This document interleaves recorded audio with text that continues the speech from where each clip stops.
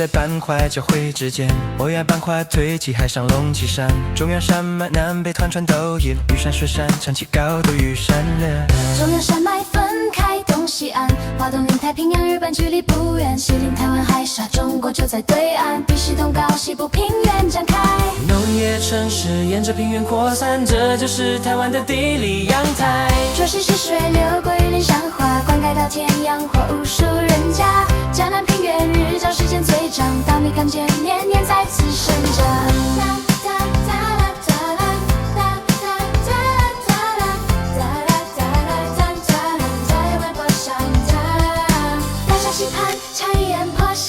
高平溪水流向南方海港，气候不同，作物各有方向，地理条件决定产业模样。平原种米，山坡种茶，南部水果沿海愈佳，地形气候一环扣一环，写成我们生活的日常。东往日本，南接菲律宾，西向中国，连接亚洲陆地，海流季风带来变化，黑潮流进东部沿岸，鱼群落游沿着洋流往返，带动渔业持续发展。